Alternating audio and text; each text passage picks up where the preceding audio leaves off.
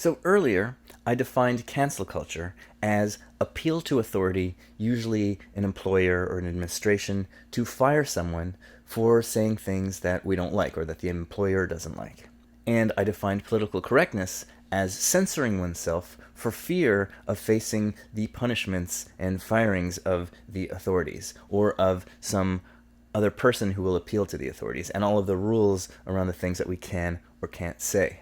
And I pointed out that these are right-wing phenomenon in the sense that the right wing is about, by definition, political hierarchy, decision-making hierarchy. And all of this stuff is about the hierarchy of the workplace. The owner firing you for doing or saying things that they don't like. And it doesn't matter whether you're using a right-wing excuse or a left-wing excuse, this cancel culture is a right-wing phenomenon. Just like in the Soviet Union, you had people running around waving red flags and touting Karl Marx's beards and using all these socialist terms, but they were using all of these symbols and ideas and words to prop up a hierarchical elite, a ruling class, which by definition is a right-wing political order. Now, I want to get at the heart of cancel culture. What is the root cause? What is the origin, the foundation of cancel culture? And in our society, the root of cancel culture is the employment contract. Now, in every historical era, in every political system, all political systems basically do the same thing, whether they're slavery, ancient despotisms, the Soviet Union, or feudalism or capitalism. All these political systems are about a minority of people owning and controlling resources that other people depend on to live. And because of that dependency relationship, the owner gets to tell the dependent people what to do. Now, in ancient times, let's say in feudalism, the justification for that would have been some religious justification. And today, the justification is supposedly voluntary contracts. But contracts are only as voluntary as the parties are powerful. The more powerful you are, the more rights a contract will give you, and the more things you will get out of that contract. And the less powerful you are, the more obligations you are going to render, and the more things you're going to give away that you don't want to give away. That is a dependency relationship. And that's what an employment contract is. Just think of the word employment. To employ something is to use it. I employ a shovel to dig earth. Just like an employer, a user, uses an employee, a usee, to shovel profits. Think of your employer using you as a shovel to dig in the ground with your face, to dig gold coins into their pocket. What the powers that be are so good at doing is taking left-wing sentiment, egalitarian sentiment, and poison pilling it with ideas that turn those sentiments into hierarchical practice.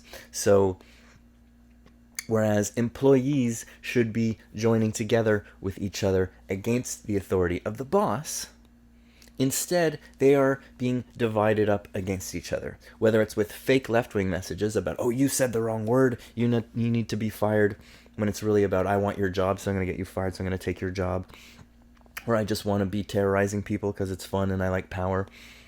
And then on the right, you have, well, we're upset at George Soros and Bill Gates and Google because they have too much power. But instead of that sentiment equaling, well, let's reduce their power, let's eliminate hierarchies of power, it just becomes about George Soros is putting Black Lives Matter, or putting trans people in our bathrooms, or blah, blah, blah, whatever. All this nonsense that is dividing us up against each other. These fake left-wing messages and these right-wing messages are dividing us up against each other instead of having us join together in solidarity against the powers that be. So I want to focus our attention on the right place, on the powers that be. And whether we think we're on the left or on the right, we don't like cancel culture. And I want to show you what the root, the foundation of cancel culture is. And in our society, that is the employment contract. So I'm going to read you this article from 2012 by Corey Robin, which is all about cancel culture. On pain of being fired, workers in most parts of the United States can be commanded to pee, or forbidden to pee. They can be watched on camera by their boss while they pee. And there's links to every single one of these things, to stories, full stories. They can be forbidden to wear what they want, say what they want, and associate with whom they want. What's remarkable is just how many of these punishments are legal, and even when they're illegal, how toothless the law can be. Employees can be fired for donating a kidney to their boss, fired by that same boss, refusing to have their person and effects searched. They have few rights on the job, certainly none of the First, Fourth, Fifth, Sixth, and Seventh Amendment liberties that constitute the bare minimum of a free society. Thus, no free speech or assembly, no due process, no right to a fair hearing before a panel of their peers. And what rights they do have, employers will fight tooth and nail to make sure aren't made known to them, or will simply require them to waive as a condition of employment. Outside the prison or the military, which actually provide, at least on paper, some guarantee of due process, it's difficult to conceive of a less free institution for adults than the average workplace. In addition to abridging freedoms on the job, employers abridge their employees' freedoms off the job. Employers invade employees' privacy, demanding that they hand over passwords to their Facebook accounts, and fire them for resisting such invasions. Employers secretly film their employees at home. Workers are fired for supporting the wrong political candidates, work for John Kerry or work for me, for failing to donate to employer-approved candidates, for challenging government officials, for writing critiques of religion on their personal blogs. IBM instructs employees to, quote, show proper consideration for topics that may be considered objectionable or inflammatory, such as politics and religion, on your personal blog at home. They can be fired for carry-on extramarital affairs, participating in group sex at home, cross-dressing, and more. Workers are punished for smoking or drinking in the privacy of their own homes. How many nanny states have tried that? So think about that. For all the dictatorial power of Stalin in the Soviet Union, and they enslaved lots of people and murdered lots of people, nobody was forbidden to drink or smoke in the privacy of their own home. But if you're desperate enough and you sign a contract to the effect, you can effectively be forbidden to drink or smoke in your own home under threat of being fired. They can be fired for merely thinking about having an abortion, for reporting information that might have averted the Challenger disaster, for being raped by an estranged husband. And again, there's links to every one of these stories. Again, this is all legal in many states, and in the states where it is illegal, the laws are often weak. While employers often abridge workers' liberty off the job, at certain moments, those abridgments assume a larger function for the state, particularly in a liberal state constrained by constitutional protections, such as the First Amendment. The instruments of coercion can be outsourced to, or shared with, the private sector. During the McCarthy period, for example, and if you think about it, that was the OG cancel culture era, right?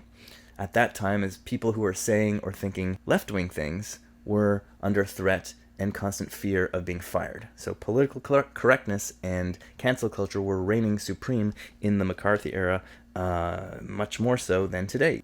And at that time, it was explicitly a right-wing affair, whereas today, it's a right-wing affair but disguised as a left-wing affair. You can also see explicitly right-wing cancel culture, remember, in the lead-up to the Iraq War. Phil Donahue literally got canceled, even though his was the most popular show in its time slot, because he kept bringing on too many anti-Iraq war people. And the Dixie Chicks band got canceled. They couldn't perform anywhere because they came out as against the war. In the McCarthy period, for example, fewer than 200 men and women went to jail for their political beliefs, but as many as 40% of American workers in both the public and private sectors were investigated, and a smaller percentage punished for their beliefs. In his magisterial history of Reconstruction, W.E.B. Du Bois noted that the decisive influence in suppressing the political agency of ex-slaves after the Civil War was, quote, the systematic and overwhelming economic pressure to which they were subjected. Though mindful of the tremendous violence, public and private, visited upon African Americans, Du Bois also saw that much of the repression occurred in and through the workplace. Negroes who wanted work must not dabble in politics. Negroes who wanted to increase their income must not agitate the Negro problem. Positions of influence were only open to those Negroes who were certified as being, quote, safe and sane, unquote, and their careers were closely scrutinized and passed upon.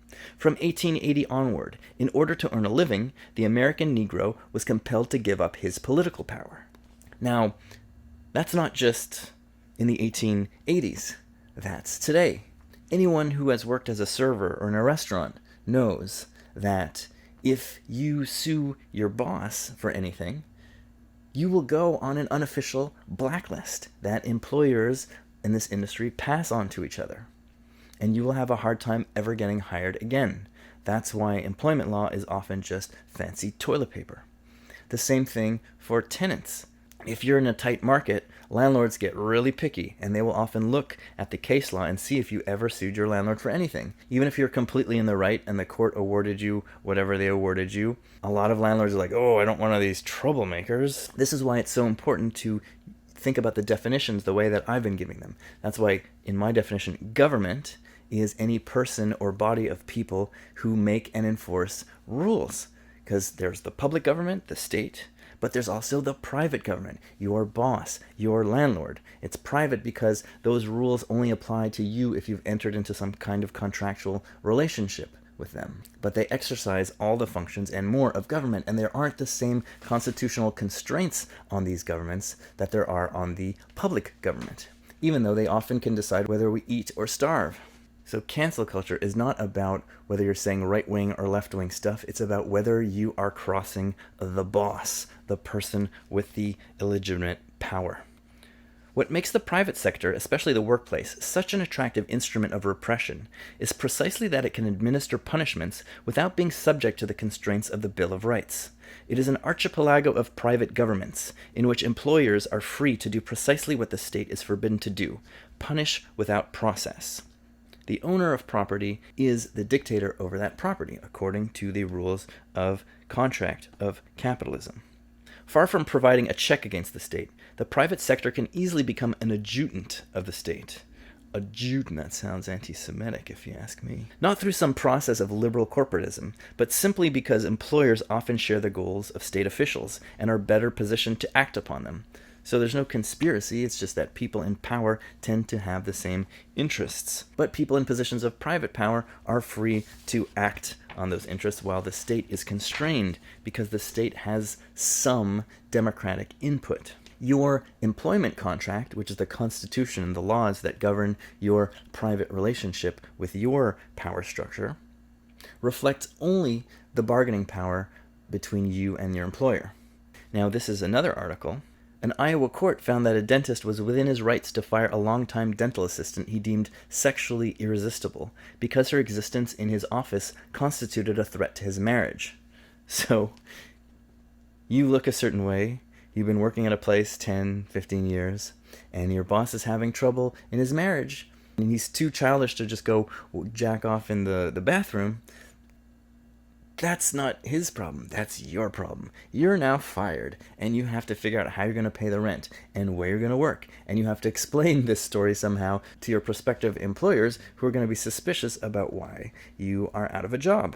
And in the ideology of capitalism, it's all about the supposedly voluntary contract. But any of us who have worked in low-wage work knows that there isn't very much that's voluntary about this contract. But you see that this ideology reigns supreme in the people with the power, because when they sign contracts, usually it is voluntary. When two equal people of equal power, sign a contract, usually both of them are getting something that they want. So they like contracts. So here's an article from Slate. In Atlantic City's Borgata Hotel, Casino, and Spa, cocktail waitresses are not just drink servers. They are, in the opinion of New Jersey Judge Nelson Johnson, sex objects. And the women who work at this hotel are called the Borgata Babes. 22 of these babes lost a lawsuit against the casino. They had alleged that the Borgata discriminated against them based on both weight and sex.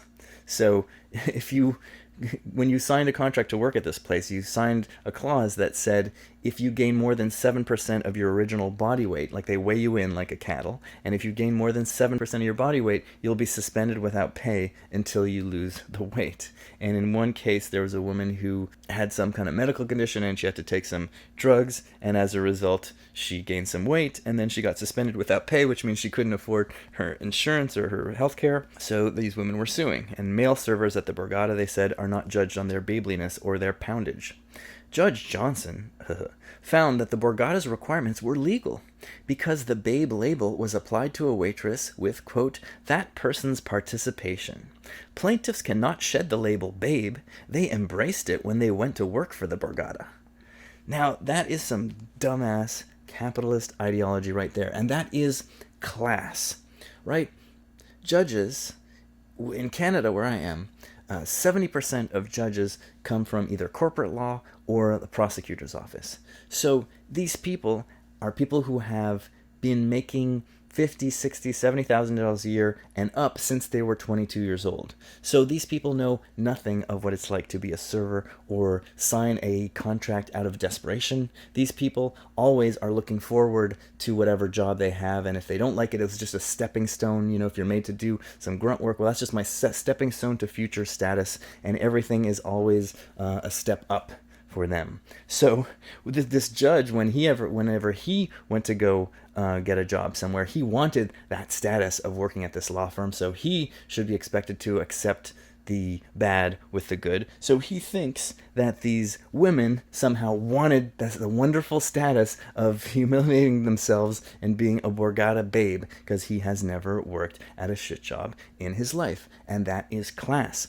Rich people, upper middle class people think that poor people are just rich and upper middle class people without fancy stuff. They do not have the experience to know the life that you lead and the difficulties that you have. They just don't have that experience. So when you face the system, when you see the judges, when you see the employers, when you see the police, the people in authority, these are people who are making decisions about and for people they have no knowledge about, and situations that they know nothing about. They have learned the theory in books, and they apply that theory even though it flies in the face of reality. And anyone who hears this, who has worked a server job, would laugh and cry and throw up at hearing this. But to Mr. Wiener Johnson, that just makes perfect sense. They wanted to be Borgata babes. Now here's one more article about Corey Robin, or using the work of Corey Robin. It's from the Boston Globe. Here's a short list of reasons you can be fired, put together by Brooklyn College professor Corey Robin. Not smiling at work, smiling too much, not being friendly to my coworkers, being too friendly, demonstrating insufficient initiative, not being a team player, kowtowing to management, being insubordinate, being a leader, being a follower, braiding my hair in cornrows, wearing it straight, wearing short pants. I once had a boss yell at me for wearing quote-unquote short pants.